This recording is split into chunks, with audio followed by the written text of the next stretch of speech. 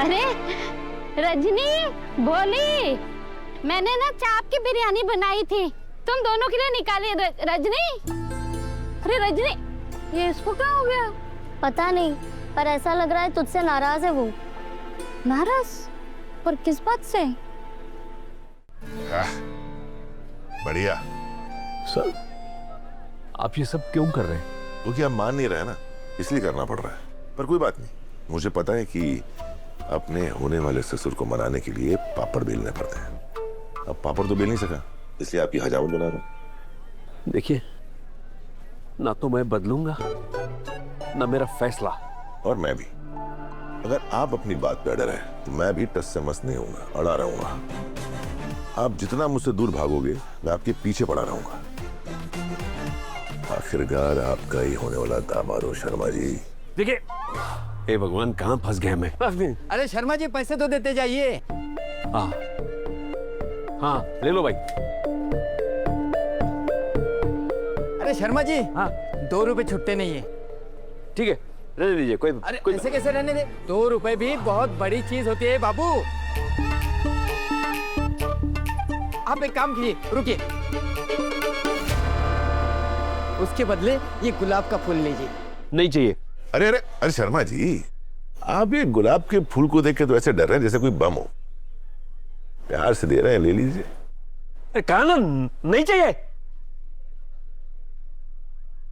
अरे ये गोपाल भैया को क्या हो गया? क्या? हाँ आंटी, मम्मी को अनु और आर्य सर के बारे में सब पता चल गया, और इस बात से वो सबसे ज्यादा गुस्सा है कि आपने उन्हें ये बात नहीं बताई है। ओ, तभी तेरी माँ का मुंह सड़ा हुआ था। मैं उसकी जगह होती ना तो और ज्यादा मुंह सड़ जाता। तेरी माँ का गुस्सा भी बिल्कुल जायज है।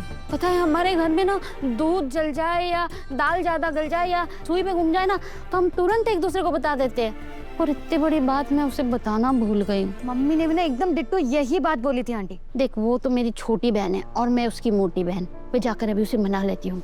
नहीं आंटी, मम्मी बहुत गुस्से में है, और आप जानते हो ना, मम्मी जब गुस्से में होती है ना तो ज्वालामुखी बन जाती है। आप अभी जाओगे ना तो आप पर फट पड़ेंगी, और फिर हो सकता है कि ये बात सारे मोहल्ले को पता चल जाए। आप ना उन्हें थोड़ा सा टाइम दे दो, वो शांत हो जाएंगे ना, आप तब जाके उनसे बात करना। ठीक है, लेकिन तब तक तू उसे मनाते रहना। बाद में मैं जाके सब संभाल लूंगी। यार,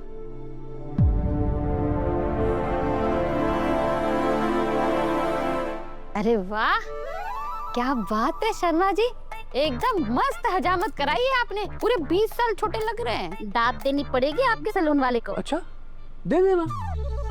वैसे भी आजकल वो मोहल्ले में ही दिखाई देते हैं ना। एक्सक्यूज पापा, आप किसकी बात कर रहे हैं? अरे आर्या सर की। क्या आपकी हजामत आर्या सर ने की है? ज्यादा भोला बनने की जरूरत नहीं है। आप ही ने आर्या सर को बताया था ना कि मैं सलून जा रहा हूँ। हाय राम, क्या कलयुग आ गया है। एक पति अपने धर्म पत्नी का विश्वास नहीं कर रहा। वो धर्म पत्नी जिसके साथ 7 फेरे लिए, जिसने मर मर के करवा चौथ के व्रत रखे आपके लिए। हे भगवान, ये धरती फट क्यों नहीं गई? मैं उसमें समा क्यों नहीं गई? अरे पुष्पा जी, ज्यादा सीता माता बनने की जरूरत नहीं है। और वैसे भी आप सीता माता नहीं हो, विभीषण हो, विभीषण।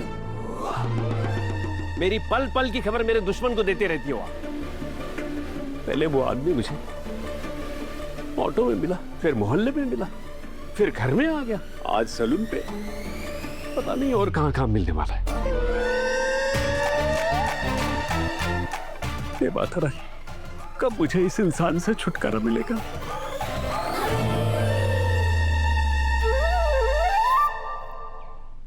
आज सर को 200 करोड़ की डील साइन करनी थी, पर मुझे सारी मीटिंग्स कैंसिल करनी पड़ी क्योंकि सर ऑफिस ही नहीं आए। कोई बहुत जरूरी काम में बिजी होंगे।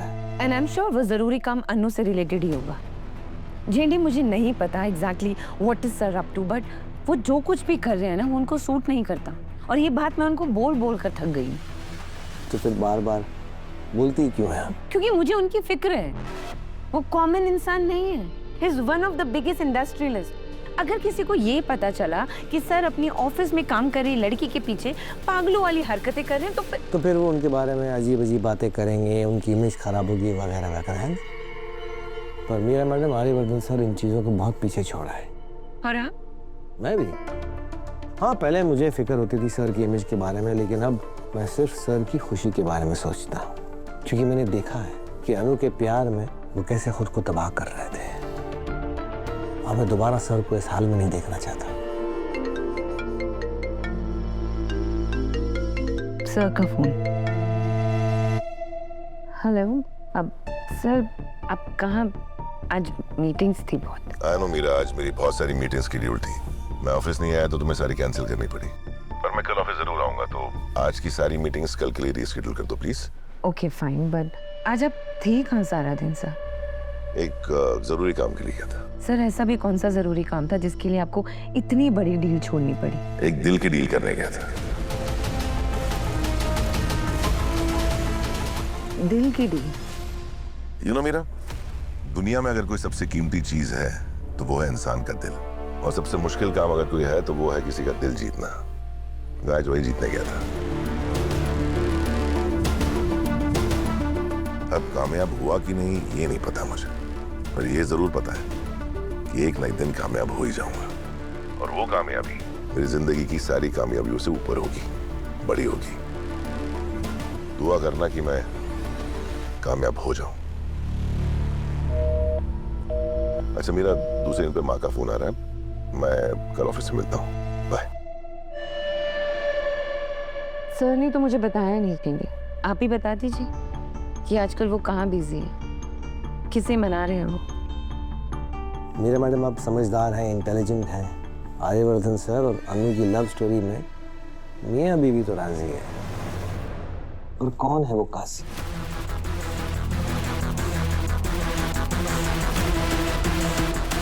गोपाल जी। सही जवाब। और आर्यवर्धन सर ऐसे इंसान नहीं जो उन्हें मनाए बगैर कोई कदम उठाए, इसलिए इसी में लगे हुए। बाकी आप तो समझदार हैं ही।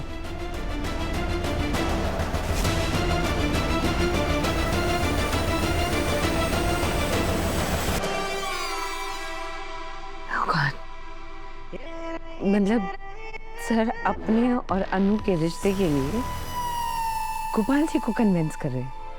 आज दिन भर गोपाल जी के पीछे पीछे घूमता रहा मैं। सबसे पहले उनके ऑटो का पीछा किया, उनसे बात करने की कोशिश की। उसके बाद जब वो सब्जी लेने गए तो वहां बात करने की कोशिश की, और फिर सैलून में उनकी शेविंग भी की। क्या माँ आपको हंसी आ रही है? यहाँ मेरी हालत खराब है। मुझे लगता था कि अनु को मनाना मुश्किल है, लेकिन मनाने के मामले में भी गोपाल जी उसके बाप है। बिल्कुल अनु पे गए। आर्य, वो अनु पे नहीं गए हैं, अनु उन पे गई है। हाँ माँ वही। सच कहूँ, आज उन्होंने मेरा तेल निकाल दिया। तो किसी ने कहा है ना, ये इश्क नहीं आसा, बस इतना समझ लीजिए एक आग का दरिया है और डूब के जा रहा है।